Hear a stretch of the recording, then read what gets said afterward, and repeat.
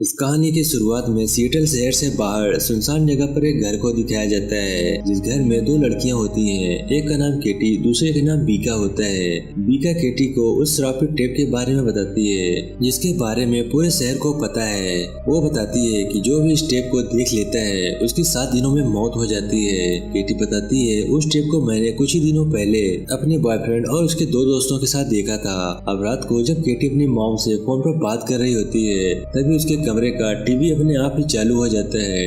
केटी को लगता है कि ये उसकी दोस्त बीका ने किया है, इसीलिए वो टीवी को बंद कर देती है। लेकिन एक बार फिर से टीवी अपने आप ही ऑन हो जाता है और इस बार वो डर जाती है, इसीलिए वो टीवी के प्लग को निकाल देती है और अब उसे ऊपर से आवाज आना शुरू हो जाती है और वो धीरे धीरे सीढ़ियों से ऊपर जाती है और देखती है कि फर्श पर पानी है। वो कमरे का दरवाजा खोलती है और देखती है कि वहाँ पर भी टीवी ऑन है और तभी कोई केटी को मार देता है। उसकी डेथ हो जाती है। वहीं अब केटी के फ्यूनरल पर उसकी आंट भी आती है, जिसका नाम रिचल है, जो एक जर्नलिस्ट है। वो केटी की मॉम से पूछती है कि उसकी अचानक मौत कैसे हो गई। केटी की मॉम बताती है कि उसकी मौत दिल की धड़कन बंद होने से हुई थी, यानी कि उसे हार्ट अटैक आया था और ऐसा 16 साल की लड़की के साथ होना नामुमकिन है। इसीलिए मैं चाहती हूँ कि तुम इस केस का इन्वेस्टिगेशन कराओ। यहाँ पर रिचल को भी ये पता चलता है कि केटी की दोस्त बीका, जो उसके साथ उस रात थी, वो पागल हो गई है। रिचल को ये भी पता चलता है कि केटी ने एक वीडियो टेप देखा था, जिसे देखने के बाद उसे कॉल आया था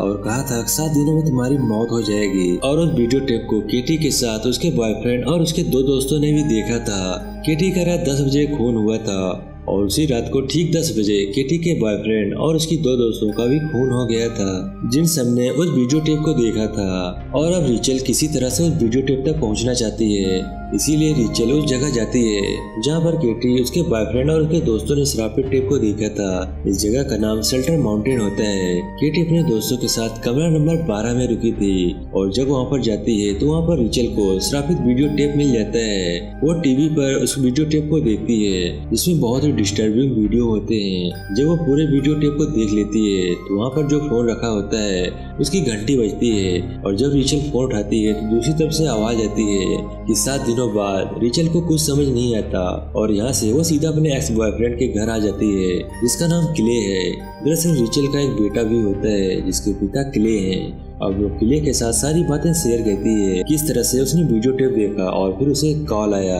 और साथ ही ये भी बताती है कि वीडियो टेप देखने के बाद जब उसने अपने फोटो खींची तब वो बिल्कुल भी साफ नहीं आई, उसकी इमेज पूरी तरह से ब्लर है। लेकिन क्ले उसकी बातों को ज्यादा सीरियस नहीं लेता। अब एक बार फिर से वीडियो टेप को चलाती है और क्ले को भी दिखाती है। जैसे ही वीडियो टेप खत्म होता है, यहाँ पर फोन की घंटी बजती है, लेकिन इस बार रिचल फोन रिसीव नहीं करती। क्ले रिचल से कहता है, मुझे वीडियो टेप की एक कॉपी चाहिए। रिचल उसे एक डुप्लीकेट कॉपी बनाकर दे देती है और इसके बाद वो इस टेप की इन्वेस्टिगेशन करना शुरू कर देता है। वो देखता है इसकी जो टाइमिंग होती है वो आगे पीछे हो रही है और जब वो ध्यान से देखती है तो उसे पता चलता है कि इस टेप को किसी भी कैमरे से शूट नहीं किया गया। वो ये सारी बातें रिचल को बताता है और अब यहाँ पर रिचल ने जब से इस वीडियो टेप को देखा होता है तो उसे अपने आसपास बहुत अजीब महसूस हो रहा होता है। उसे हमेशा ऐसा लगता है कि जैसे उसके आसपास कोई है। इसके बाद वो मेंटल हॉस्पिटल में बीका से मिलने जाती है और उससे पूछती है कि उस रात को क्या हुआ था। वो रिचल से कहती है कि 4 दिनों बाद तुम्हें सब कुछ पता चल जाएगा। दरअसल आज से 3 दिन पहले ही रिचल ने उस वीडियो टेप को देखा था और 4 दिन बाद 7 दिन हो जाएंगे। अब यहाँ से रिचल निकल जाती है और एक बार फिर से टेप को इन्वेस्टिगेशन शुरू कर देती है, जहाँ पर उसे एक लाइट हाउस और एक फोटो दिखता है और उस फोटो में वो लड़की भी होती है जिसका वीडियो उसने टेप के अंदर देखा था। इस लड़की का नाम एना मॉर्गन होता है, जो घोड़ों को पाला करती थी। लेकिन अचानक से एक दिन उसके घोड़े अपने आप को पानी में डुबाकर मारने लगे।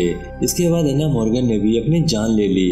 अब रात को जब रिचल सो रही होती है तभी उसे एक सपना आता है, जिसमें एक लंबे लंबे बाल वाली लड़की को देखती है जो उसका हाथ पकड़ लेती है, जिससे उसका हाथ जल जाता है और तभी रिचल की आंख खुल जाती है और वो देखती है असल में उसका हाथ उसी जगह से जल चुका है जिस जगह से उस लड़की ने उसके हाथ को पकड़ा था, जिस लड़की का उसने सपना देखा होता है। दरअसल रिचल का बेटा उसी लड़की का स्केच पिछले कई दिनों से बना रहा होता है, लेकिन रिचल को यहाँ पर कुछ भी समझ नहीं आता कि उसके साथ क्या हो रहा है। जब वो कमरे के जब बाहर जाती है तब वो देखती है उसके बेटे ने भी उस वीडियो को देख लिया है और तभी फोन पर घंटी बजती है। रिचल फोन उठाती है और चिल्लाना शुरू कर देती है, लेकिन दूसरी तरफ उसका एक्स बॉयफ्रेंड क्ले होता है, जो रिचल को बताता है कि उसकी तस्वीर भी अब सही नहीं आ रही है। उसकी तस्वीर में उसका चेहरा बिगड़ा हुआ आ रहा है, जैसे रिचल का आ रहा था। रिचल अब तय करती है कि वो उस जगह जाएगी जहाँ पर मॉर्गन रहा करती थी, और जब वो शिप से उस जगह पर जा रही होती है तब शिप में एक घोड़ा भी होता है,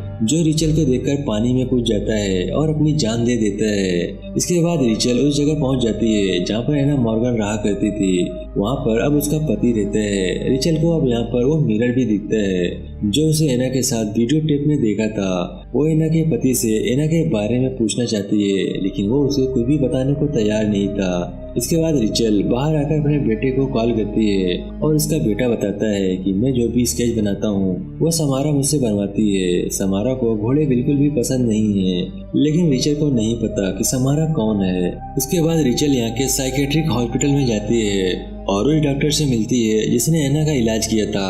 वो डॉक्टर बताती है एना और उसके पति ने एक लड़की को अडॉप्ट किया था जिसका नाम समारा था। समारा के आने के बाद ही एना के घोड़े अपने आप को पानी में डुबाकर मार दिया करते थे, और उसी के बाद एना की दिमागी हालत खराब हुई।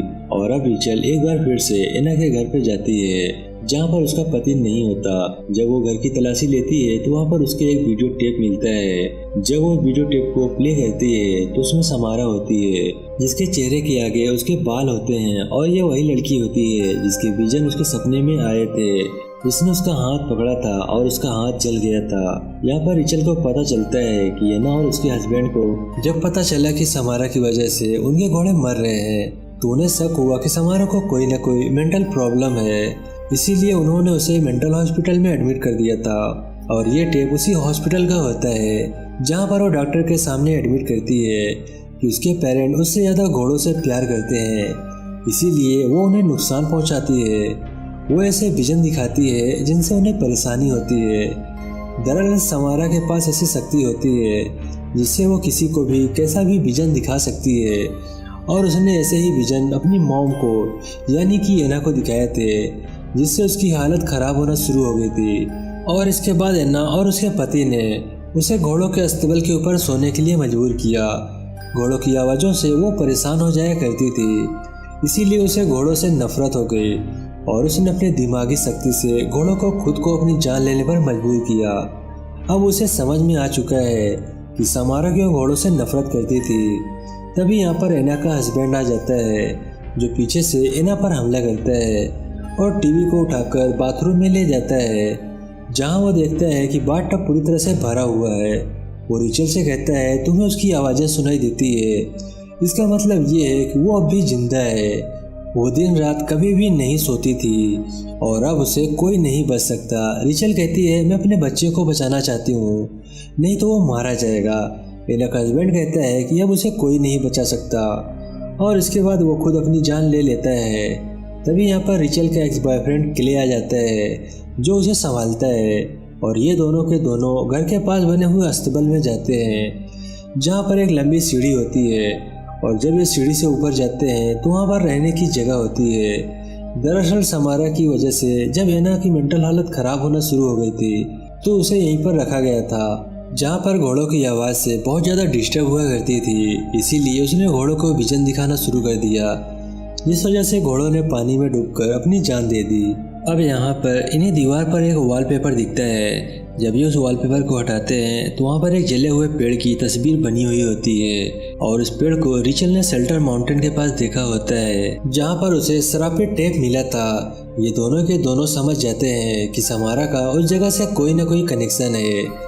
ये दोनों के दोनों शेल्टर माउंट पहुँच जाते हैं, जहाँ पर केबिन नंबर 12 के अंदर जाते हैं, जहाँ पर वो टेप मिला था। और आज रिचल का 7वां दिन होता है, यानी कि आज उसकी मौत का दिन है। इस बात से उसका एक्स बॉयफ्रेंड के लिए बहुत ज़्यादा परेशान होता है। वो चीज़ों को उठाकर फेंकना शुरू कर देता है। तभी यहाँ पर कुछ मार्बल भी होते हैं जो फ्लोर पर गिर जाते हैं, और सब के सब मार्बल एक जगह इकट्ठे हो जाते हैं। वो समझ जाते हैं कि यहाँ फ्लोर के नीचे कुछ ना कुछ जरूर है।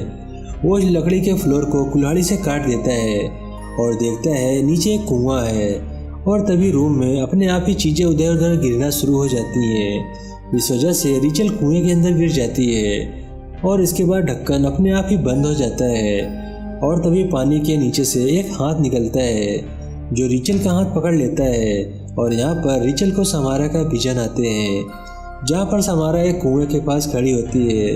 तभी पीछे से एना आती है और वो उसे पीछे से धकेल कर उस पर ढक्कन बंद कर देती है। समारा कुएं में गिरने के बाद भी मरी नहीं थी, वो जिंदा थी। वो अगले 7 दिनों तक इसी कुएं में फंसी रही, जिसके बाद उसकी मौत हो गई। और ये सब देखने के बाद वो देखती है कि वहाँ पर समारा की बॉडी है, जो उसे अपनी गोद में उठा लेती है, पर ये उसका कंकाल होता है।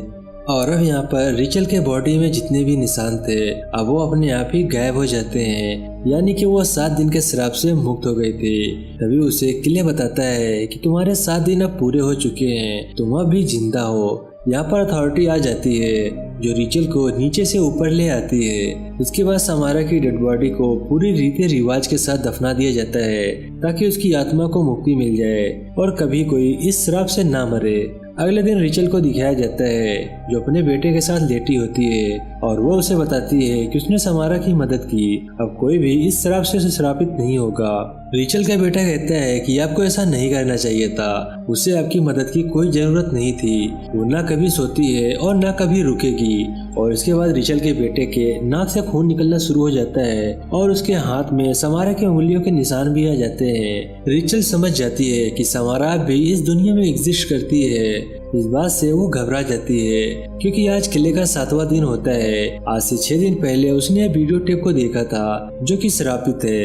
किले अपने ऑफिस में होता है और जब वो अपने चाय को कप को उठाता है तो नीचे एक रिंग बन जाता है और तभी उसका टीवी अपने आप ही ऑन हो जाता है। इसमें उसी कुएं को दिखाया जाता है। इस कुएं के अंदर समारा को धकेला गया था।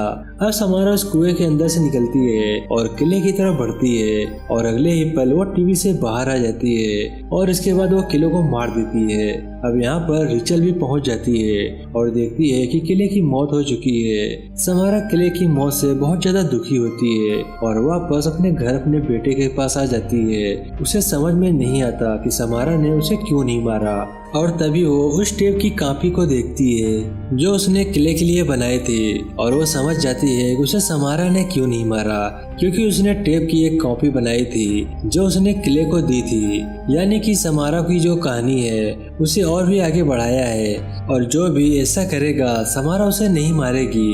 अब क्योंकि उसके बेटे ने भी टेप को देख लिया था, इसीलिए उस श्रापित टेप की कॉपी अपने बेटे के हाथों से बनवाती है। पर उसका बेटा पूछता है कि उसके साथ क्या होगा जो इस श्रापित टेप को देखेगा, लेकिन समारा उसकी बात का कोई भी जवाब नहीं देती। बस वो सिर्फ अपने बेटे की जान बचाना चाहती है। और इसी के साथ ये मूवी यहीं पर समाप्त हो जाती है। आपको हमारी वीडियो कैसी लगी कमेंट करके जरूर बताइएगा। मैं मिलता हूँ नेक्स्ट वीडियो में, तब तक के लिए बाय बाय।